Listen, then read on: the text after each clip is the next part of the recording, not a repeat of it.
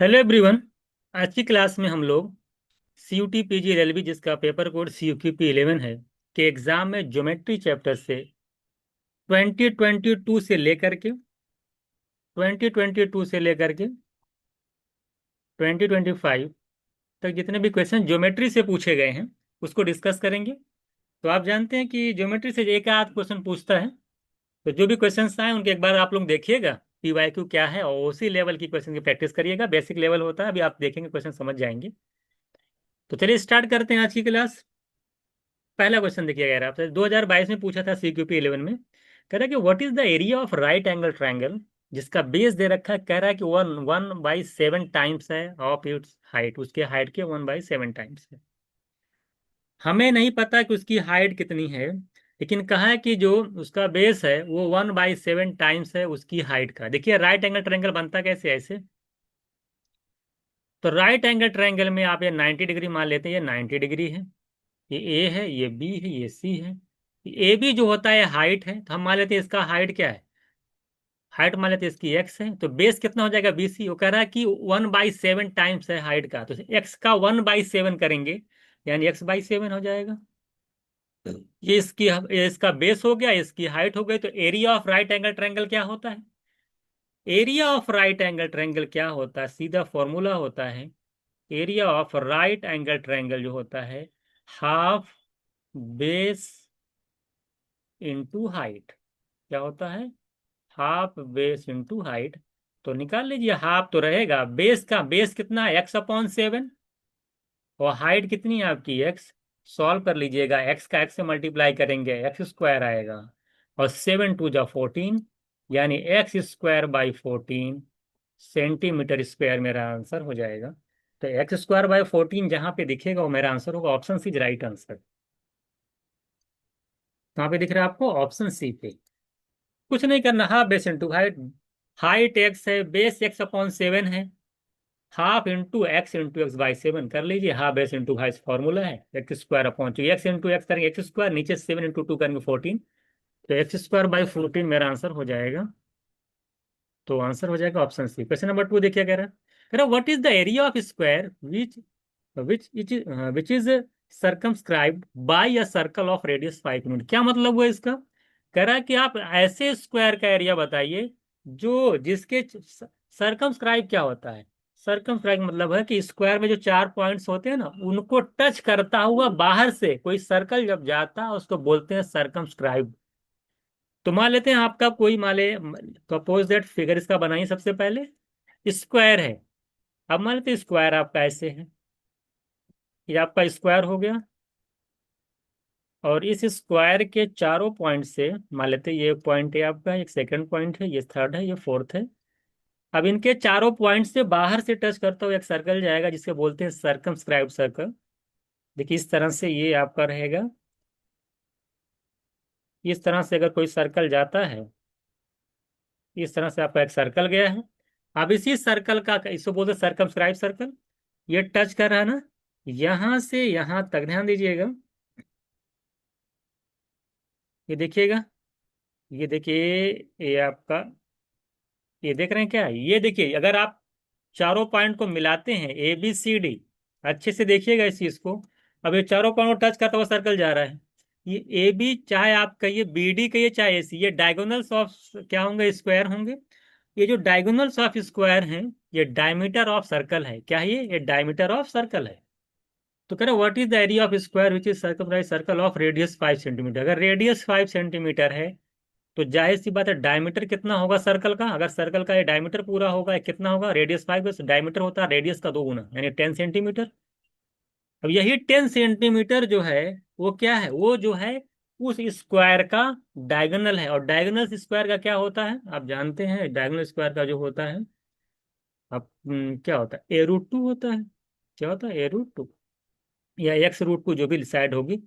तो side into √2, x√2 की value दे रखी है, डायगोनल्स होता है। ये डायगोनल्स क्या है, किसके बराबर है, ये डायगोनल्स बराबर है 10 सेंटीमीटर के। तो यहां से अगर हम साइड निकालेंगे तो 10/√2 आएगी। अब कोई कहे सर ये कैसे आपने A√2 सब फॉर्मूला लिखाया गया है। छोटे छोटे फॉर्मूले हैं कि स्क्वायर का जो डायगोनल्स हो कितना होता है। तो स्क्वायर का जो डायगोनल होता है वो a√2 होता है। ए क्या होता है? स्क्वायर की साइड। स्क्वायर की साइड इंटू √2 की वैल्यू 10 है, तो ए की वैल्यू हो जाए 10/√2। और स्क्वायर का एरिया पूछा है, एरिया होता है साइड का स्क्वायर, यानी 10/√2 का स्क्वायर करेंगे तो आसानी से निकल जाएगा।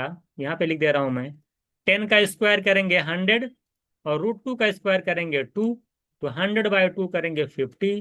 तो बेसिक बेसिक चीजें, अगर किसी को √2 का स्क्वायर नहीं पता और डायगोनल्स ऑफ स्क्वायर नहीं पता क्या होता है, तो थोड़ी सी प्रॉब्लम है। बेसिक में जो है ये आपका मेंसुरेशन के 2D पार्ट में आता है। तो 2D का जो पार्ट होता है मेंसुरेशन में, 2D होता है 3D होता है। 2D माने जो 2D फिगर्स होते हैं उनके एरिया होते हैं, उनमें उसमें सर्कल आता है और बहुत सारी चीजें आती है ना, क्वाड्रिलेटरल वगैरह आता है। तो यहाँ से आसानी से 50 स्क्वायर यूनिट है। 50 कहाँ दे रखा है स्क्वायर यूनिट? तो 50 आपका दे रखा ऑप्शन सी में। तो ऑप्शन सी राइट आंसर। ज्यादा कुछ करना नहीं था, मैंने समझा दिया आपको कैसे क्या रहेगा। डायगोनल होगा, तो ये 5 था रेडियस, तो ये डायमीटर 5 था। रेडियस 5 तो डायमीटर हो जाएगा 10, है ना। क्वेश्चन नंबर थर्ड क्या कह रहा है? फिगर दे रखा है। फिगर में अगर ज्योमेट्री आप पढ़ रखे हैं, ज्योमेट्री की बहुत सारी प्रॉपर्टी मैंने आपको पढ़ा रखी है, पेन फ्री क्वेश्चन हो जाएगा।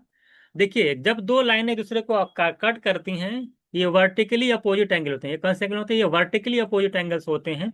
और वर्टिकली अपोजिट एंगल आपस में इक्वल होते हैं। पेन फ्री हुआ, ध्यान दीजिएगा। अगर ये 42 डिग्री का है, तो ये वाला एंगल, ये वाला यहाँ से यहाँ तक का, ये भी 42 का होगा। ये जो लाइन, ये जो बना इस तरह से, यानी ये 90 डिग्री है, ये 90 डिग्री का साइन है। तो अगर ट्रायंगल ओ क्यू पी देख पा रहे हैं आप, ट्रायंगल ओ क्यू पी देख पा रहे हैं, इसमें एक 90 डिग्री हो गया, ये 42 वर्टिकली अपोजिट एंगल हो गया 42 डिग्री। तो ये वाला एंगल निकल नहीं जाएगा आपका। सॉरी, छोड़ दीजिए, ऐसा वो निकालिए मत। और ये वाला एंगल क्या होता है? ये वाला एंगल सीधे सीधे आप जानते हैं कि अगर कोई ट्रायंगल बना है, अगर प्रॉपर्टी ट्रायंगल की पढ़े हैं आप, जैसे मान लो कोई ट्रायंगल है और उसकी एक साइड बड़ी है, ये जो बाहर वाला एंगल बनता है, ये वाला एंगल मान लो एक्स है, तो ये जो इसको छोड़ करके जो दूर वाले एंगल्स होते हैं ना, उनके सम के इक्वल होता है। यानी ये जो एक्स है, ये 42 और 90 के सम के इक्वल होगा। तो डायरेक्टली मैं लिख दूंगा इसका आंसर। पेन फ्री क्वेश्चन है, यानी एक्स की जो वैल्यू होगी वो 90 + 42, यानी 132। तो डायरेक्ट मेरा आंसर हो जाएगा मन। आप ऐसे भी लगा सकते हैं, बस सबसे आसान तरीका, बाकी लगाने की जरूरत ही नहीं है। तो 132 आप लगा देंगे। सब ट्रायंगल की प्रॉपर्टी है, ट्रायंगल प्रॉपर्टी पढ़िए तो कुछ करने की जरूरत नहीं, स्क्रीन पे देख करके इसको आंसर कर सकते थे। ये पेन फ्री क्वेश्चन था। क्वेश्चन नंबर 4 देखिए क्या कह रहा है आपसे। आप देखिए कितना बेसिक पूछता है आपसे। कह रहा है कि ये क्वाड्रिलेटरल एबीसीडी है। ये क्वाड्रिलेटरल एबीसीडी है, बना लीजिए कोई क्वाड्रिलेटरल एबीसीडी। कह रहा है कि एक क्वाड्रिलेटरल एबीसीडी है, और कह रहा है कि डायगोनल्स एसी के लेंथ 18। देखिए डायगोनल्स दे रखा है। डायगोनल्स ये आपका है, मान लो ए है, ये बी है, ये सी है, ये डी है। कह रहा है कि एसी की जो लेंथ है, एसी की जो लेंथ दे रखा है, एसी के लेंथ दे रखा है 28 सेंटीमीटर। और if the perpendicular drawn from vertices B, अब यहां से क्या किया जा रहा है? बी पॉइंट से इस पे परपेंडिकुलर ड्रॉन किया जा रहा है। परपेंडिकुलर हमने देखिए इस तरह से ये ड्रॉन किया जा रहा है। इसी तरीके से if the perpendicular drawn from vertices B and D to AC are 30, देखिए डी से भी परपेंडिकुलर ड्रॉन किया जा रहा है, यहाँ से दोनों जगह से ड्रॉन किया जा रहा है परपेंडिकुलर। ये देखिए यहाँ से भी किया जा रहा है और यहाँ से भी किया जा रहा है। एक परपेंडिकुलर देखिए यहाँ से किया जा रहा है, यहाँ से भी।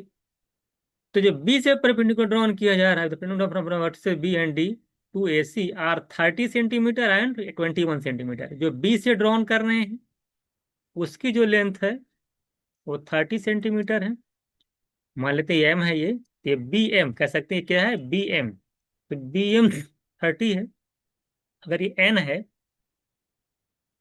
तो जो ये डी एन है ये 21 सेंटीमीटर है।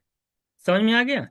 ये क्वेश्चन आपसे दे, पूरा फिगर अच्छे देख लिए। एबीसीडी दे रखा है, एबीसीडी दे रखा है, बात समझ में आएगी। तो इस पे जो डायगोनल है, तो if the perpendicular drawn but ABCD diagonal AC of length 20 centimetre, if the perpendicular drawn from vertices B and D to AC, तो आपने क्या किया, बी से परपेंडिकुलर ड्रॉन किया एसी पे बी एम, जिसकी लेंथ दे रखी है 30 सेंटीमीटर, डी से परपेंडिकुलर ड्रॉन किया डी एन, किस पे, एसी पे, जिसकी जिसकी लेंथ दे रखी है 21 सेंटीमीटर।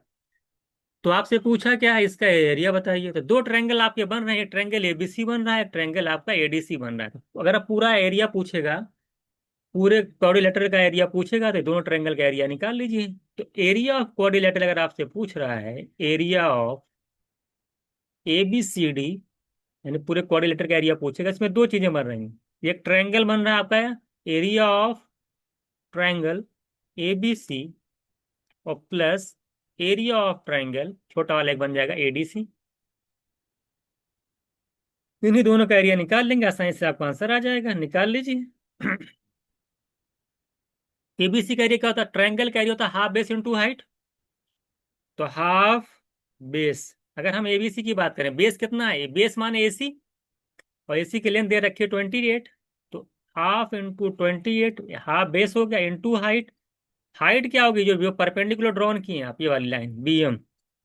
तो एडी एबीसी में अगर बात करेंगे, तो बेस तो 28 है, परपेंडिकुलर कितना हो जाएगा बीएम, जिसकी लेंथ देगा 30, ये हो जाएगा। इसी तरीके से प्लस अगर हम एडीसी ट्रायंगल की बात करेंगे, वहां भी यही फार्मूला, हाफ बेस, बेस क्या है आपका 28 है, कॉमन है, और हाइट आपकी हो जाएगी डी एन, जिसका लेंथ दे रखा है 20। इसी को सॉल्व कर लीजिए, आसानी से आ जाएगा। देखिए यहाँ से कैंसिल 14 आ जाएगा, 14 × 30 करेंगे 420, प्लस ठीक है यहाँ पे करेंगे 14 आ जाएगा, और 14 को 21 में करेंगे 280, और 294, इसी को ऐड कर लीजिए, 294 420 ऐड करेंगे, तो 4 2 600, और 94 120 करें 114, 714 आ जाएगा, 714।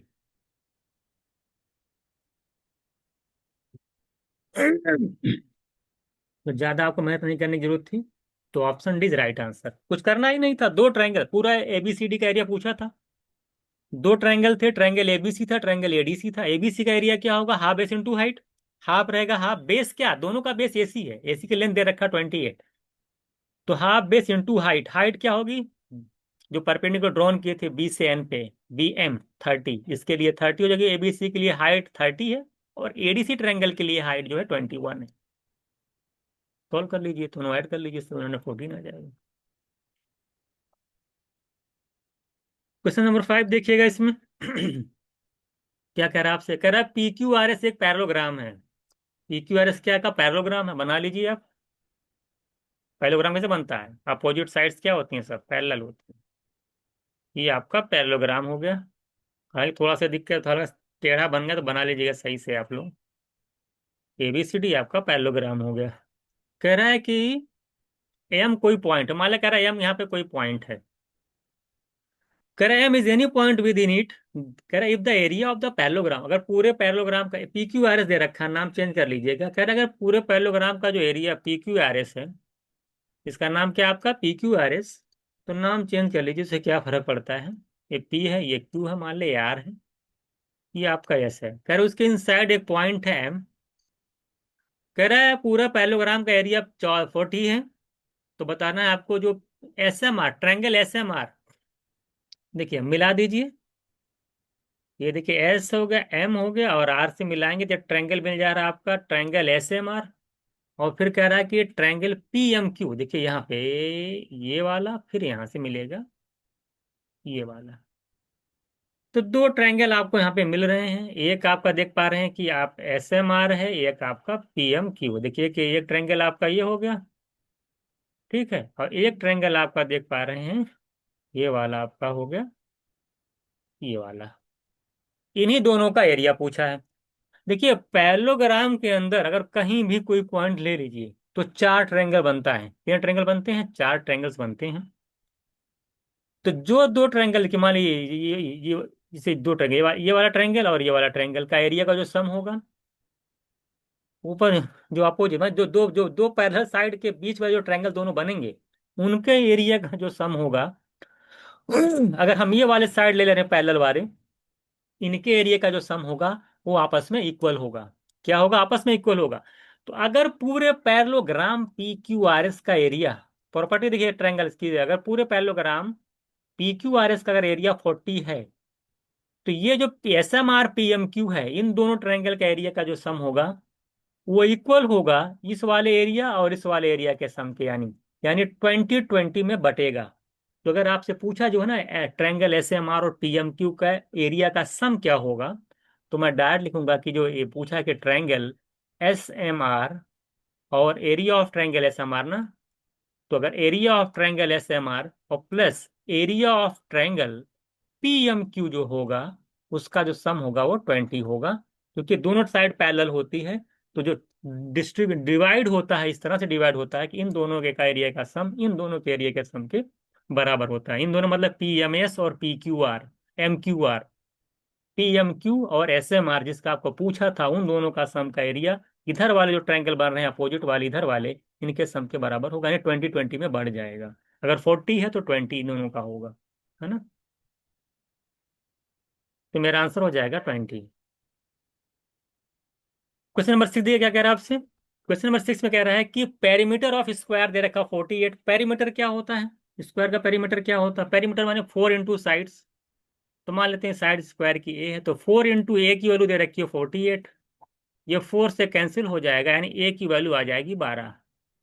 अगर ए की वैल्यू 12 आ जाएगी, तो स्क्वायर का एरिया क्या हो जाएगा? साइड का स्क्वायर करेंगे तो स्क्वायर का एरिया निकल के आ जाएगा। 12 का स्क्वायर कर दोगे आप 144, तो ये आपका एरिया ऑफ स्क्वायर आ जाएगा 144। कह रहा है कि जो एरिया ऑफ रेक्टेंगल वो 4 4 सेंटीमीटर स्क्वायर लेस है स्क्वायर से, तो एरिया ऑफ जो रेक्टेंगल होता है वो एल इंटू बी होता है। वो कह रहा है कि 144 जो स्क्वायर का एरिया उससे 4 लेस है, यानी 140 है। और इसमें जो लेंथ दे रखी है आपकी वो 14 दे रखी है। यहां से इसकी ब्रेथ निकल के आ जाएगी, एल एल दे रहा 14 इंटू बी की वैल्यू 140, अगर 14 से कैंसिल करेंगे क्या आएगा 10, यानी इसकी जो ब्रेथ है वो 10 सेंटीमीटर है। लेंथ पता है 14, ब्रेथ पता है 10, तो ब्रेथ पता है, लेंथ पता है, तो पेरीमीटर निकल नहीं जाएगा।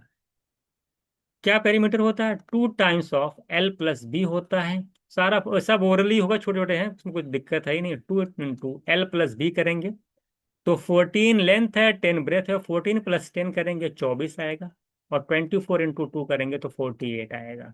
यानी जो पेरीमीटर आपका स्क्वायर का था वही पेरीमीटर आपका इसका आ गया, किसका? रेक्टेंगल का आ गया। तो मेरा आंसर क्या हो जाएगा यहाँ पे? Option D is right answer. तो कुछ था ही नहीं, स्क्वायर का पेरीमीटर दिया, साइड निकला, साइड से एरिया निकला, 4 कम किए तो 140, वो एल इंटू बी के बराबर है, वहां से बी निकल गया, एल पता बी पता, पेरीमीटर निकल नहीं जाएगा। तो सारे बेसिक क्वेश्चन है। क्वेश्चन नंबर 7 क्या कह रहा है? कह रहा है 6 centimetre long chord of circle is a distance of 4 centimetre from the centre of the circle. Fix pattern है क्वेश्चन, ये सारे क्वेश्चन कराए गए, अगर क्लास शीट में देखेंगे आप तो। देखिए एक आपको दिया है ज्योमेट्री का क्वेश्चन है ये आपके देखिए सर्कल है, ये आपका सेंटर होता है, सेंटर से जो लाइन जाती है उसको डायमीटर कहा जाता है, ठीक है। इसमें 2 कॉर्ड दे रखा है, कॉर्ड का एक कॉर्ड देखिए, ये वाले जो सेंटर से करीब वाली कॉर्ड होगी उसकी लेंथ ज्यादा होगी, या 8 सेंटीमीटर वाली कॉर्ड है। और जो दूर होगी उसकी लेंथ कम होगी, 6 सेंटीमीटर वाली कॉर्ड। 2 कॉर्ड है, ये यहाँ पे आपका सेंटर है। सेंटर से जो 6 सेंटीमीटर वाली कॉर्ड है, अगर वहां से अगर आप इस पे परपेंडिकुलर ड्रॉ करेंगे ना, यहाँ से ऐसे, ये 6 सेंटीमीटर वाली, ये इक्वली डिवाइड हो जाएगी। अगर मैं इसको ओ मानता हूं और मैं कहूँ ये एम है, अगर ये पी है, ये क्यू है, अगर ये आर है, ये एस है, तो देखिए दोनों क्या करते हैं? इक्वली डिवाइड, ये भी इक्वली डिवाइड होगा और ये भी इक्वल डिवाइड होगा। अगर ये पी क्यू 6 सेंटीमीटर है, तो ये आपका पी एम कितना हो जाएगा? ये आपका 3 हो जाएगा। मैं अलग से ट्रायंगल बना लूंगा अभी, पी एम कितना था? 3 सेंटीमीटर हो जाएगा। लेकिन आप बोला है कि हाँ एक 6 सेंटीमीटर कॉर्ड है, एक आपकी बड़ी वाली 8 सेंटीमीटर की कॉर्ड है, यानी आर एस की वैल्यू 8 है, पी की वैल्यू 6 है। और जो सेंटर से जो 6 सेंटीमीटर पे आपने जो वाले कॉर्ड पे परपेंडिकुलर ड्रॉन किया है, यानी यहाँ पे बात कर रहा हूं मैं इसकी, ये जो लेंथ है ये वाली है, ये देखिए, अगर मैं ओ से मिलाता हूँ ये वाली ओपी, ये ओपी की जो लेंथ है वो दिया है, सॉरी ओपी नहीं, ओएम की जो लेंथ है, परपेंडिकुलर डिस्टेंस दे रखा है ना, हाँ 4, यानी ओएम की जो लेंथ है वो दे रखा है आपको 4 सेंटीमीटर। बहुत ही आसान है। अलग से एक बार ट्रायंगल बना लीजिए, अभी सारी चीजें आपको समझ में आ जाएगी। देखिए ओ एम पी अगर आप अलग से बनाते हो तो आपको तो भी साफ साफ यहाँ पे एक चीज दिख जाएगी। ये आपका ओ है, ये आपका एम है, ये आपका पी है। ओ एम दे रखा है 4, एम पी आप जानते हैं कि 6 सेंटीमीटर था तो बढ़ गया, एम पी और एम क्यू अलग पूरा इक्वल होंगे, 3 3 सेंटीमीटर डिवाइड हो जाएंगे, ये 3 हो गया। तो राइट एंगल ट्रायंगल में अगर परपेंडिकुलर साइड 4 है, बेस आपका 3 है, तो हाइट तो हाइपोटेन्यूज कितना हो जाएगा? ओरली ट्रिपलेट पढ़े कि नहीं आप, 4 3 के साथ ये 5 बनता है। यानी ओपी की लेंथ हो जाएगी आपकी 5 सेंटीमीटर। और ओपी है क्या, ओपी है क्या, ओपी की लेंथ अगर 5 सेंटीमीटर है, ओपी क्या है, ओपी आपका रेडियस है। ओपी क्या आपका रेडियस ऑफ सर्कल, ये आपका निकल के आ गया 5 सेंटीमीटर। ओरली पता हो, 3 4 के साथ 5 का ट्रिपलेट नहीं पढ़ो, या ट्रिपलेट पढ़ लो। ये 5 सेंटीमीटर हो गया। अब उसने कहा कि जो बड़ी वाली कॉर्ड है ना, यहां से परपेंडिकुलर ड्रॉन किया गया यहाँ पे, तो जरा बताइए कि आपसे पूछा क्या है, परपेंडिकुलर डिस्टेंस पूछा, तो यहां से मिला दीजिए इनको। अब एक ट्रेंगल देखिए आपका यहाँ पे बनेगा, अगर मैं इसको एन मान लेता हूँ, एक ट्रेंगल और मैं अलग से बनाता हूँ। देखिए ओ एन, बड़ी वाली जो कॉर्ड आर एस है ना, उस पे भी ओ से लेके एन तक परपेंडिकुलर ड्रॉ किया गया है। तो ये आपका ओ एन है। और यहां से देखिए ओ से जब आर मिलाएंगे, ये ओ आर क्या है, रेडियस है। ओपी और ओ आर बात एक ही है, चाहे ओपी कहिए चाहे ओ आर, दोनों रेडियस हैं, दोनों इक्वल हैं। ओपी ओ आर आपस में इक्वल हैं। तो ओ आर भी रेडियस है। आपसे ओ एन की लेंथ पूछा है, क्या पूछा है, ओ एन की लेंथ पूछा है। जबकि ओपी आपने ऑलरेडी निकाला है, तो ओपी ओ आर के बराबर होगा, नहीं भी 5 होगा। आर्यन आप जानते हो कि आर्यन जो है क्या, वो इक्विलेट आर्यन जो आपका आर एस था ना, वो पूरे कॉर्ड थी, उस पे ओएन जब परपेंडिकुलर पड़ा तो आर्यन और एन एस आपस में इक्वल होंगे, यानी दो पार्ट में डिवाइड होगा। वो भी अगर 8 सेंटीमीटर की कॉर्ड है तो 4 4 सेंटीमीटर हो जाएगा। यानी आर्यन भी 4 होगा, एन एस भी 4 होगा, यानी आर्यन आपका 4 हो जाएगा। ट्रिपलेट आप पढ़े हैं, जब ये 5 है और बेस 4 है तो परपेंडिकुलर कितना होगा, अभी आपने देखा था 5 4 के साथ क्या बनता है, ये 3 बनेगा। यानी ओ एन मेरा 3 लगाना की जरूरत ही नहीं है, तो यानी ओ एन मेरा 3 हो जाएगा। तो आंसर मेरा क्या हो जाएगा यहाँ पे, आंसर मेरा हो जाएगा 3, यानी ऑप्शन डी आंसर है। तो कुछ करना ही नहीं था, फिक्स पैटर्न था, बाकी दो ट्रायंगल बनेंगे परपेंडिकुलर, ट्रिपलेट लगा के मैंने बिना साइड ट्रिपलेट मुझे पता है 3 4 के साथ 5 का बनता है। तो मुझे ओ एन निकालना था, मेरा आंसर हो जाएगा 3 सेंटीमीटर। ये भी इजी क्वेश्चन था। तो इस तरह से हमने ज्योमेट्री के अंदर 7 क्वेश्चंस किए हैं। आई थिंक आपको एक एक क्वेश्चन अच्छे से समझ में आया होगा। बहुत इजी इजी क्वेश्चंस आपका पूछा था, देख रहे हैं एरिया वाला, ये सारी चीजें डायरेक्ट फॉर्मूले पे बेस्ड क्वेश्चंस है। छोटी छोटी प्रॉपर्टी ट्रायंगल की है, क्वाड्रिलेटरल की है ना। एक क्वेश्चन देखिए ज्योमेट्री, प्योर ज्योमेट्री का पूछा था, वो डायरेक्ट प्रॉपर्टी पे था, डायरेक्ट निकल गया ये। बाकी आप देख पा रहे हैं कि ज्योमेट्री जो आपसे पूछा है उसमें मैक्सिमम देख पा रहे हैं कि वो जो आपके क्वाड्रिलेटरल होते हैं, चाहे वो आपके आपके ट्रायंगल हो गए, चाहे वो आपका पैरेललोग्राम हो गया, चाहे स्क्वायर हो गया, वो सारी की सारी जो है उससे एरिया का क्वेश्चन रिलेटेड करता है। साथ ही साथ कुछ सर्कल के प्रॉपर्टी पे, कुछ ट्रायंगल के प्रॉपर्टी पे क्वेश्चंस पूछे जा रहे हैं। यही आपके सारे क्वेश्चन थे। आप आई होप क्लास पूरी आपको समझ में आ गई होगी। अब क्वेश्चन का लेवल भी समझ में आएगा कि ज्योमेट्री में किस टाइप के क्वेश्चन आपसे पूछे जा रहे हैं। आप, अगर आप चाहते हैं सीटी पीजी एलएलबी के एग्जाम में इसी तरीके के अगर क्वांट के क्वेश्चंस की प्रैक्टिस करना चाहते हैं, तो आप हमारे ई बुक के थ्रू इस आपको ऐसे क्वेश्चंस बहुत सारे मिल जाएंगे, जिसके थ्रू आप प्रैक्टिस करके अपनी तैयारी को बेहतर बना सकते हैं। सिर्फ क्वांट के ही नहीं, आप रीजनिंग के भी ये सारे यहाँ पे आप आई बुक ले सकते हो। आप जनरल अवेयरनेस हो, चाहे वो कंप्यूटर हो, चाहे लैंग्वेज हो, सारे सेक्शन के सेक्शन वाइज जो है आपको ई बुक मिल जाएगी। तो आप पूरी भी आप बाय कर सकते हो, या फिर जिस सेक्शन में आपका कम वीक है, जिसमें आप तैयारी प्रिपरेशन कम कम है, या जिसका आपके पास स्टडी मटेरियल नहीं है, तो आप इस बुक के थ्रू अपनी तैयारी को बेहतर बना सकते हैं। ये बुक आपको अभी कॉन्सेप्ट की वेबसाइट या ऐप पे मिल जाएगी। इसी तरीके से सीयूटी पीजी एलएलबी का अगर आप टेस्ट सीरीज देना चाहते हो, तो हमारा अभी कॉन्सेप्ट की तरफ से आपको 20 फुल लेंथ मॉक मिलेगा, 95 सेक्शनल टेस्ट मिलेंगे, सारे एग्जाम ओरिएंटेड हैं। जिस तरह से एनटी अभी तो पिछले 4 सालों में पूछ रखा है, तो ऐसे क्वेश्चन जिस तरह से अभी पीवाईक्यू करें तो उसी टाइप के क्वेश्चन के थ्रू प्रैक्टिस आप मॉक के थ्रू कर सकते हैं। मॉक के थ्रू जब प्रैक्टिस करेंगे तो पेपर को विद इन टाइम कर पाएंगे, और जो बहुत सारे एरर होते हैं जो विद इन टाइम पेपर नहीं कर पाते, वो सारी चीज़ें यहाँ पे आपका सोल्यूशन तो होगा ही उस सारे प्रॉब्लम का, साथ ही साथ आप अच्छे से यहाँ से प्रैक्टिस भी कर पाएंगे क्योंकि नंबर ऑफ क्वेश्चन बहुत ज़्यादा है।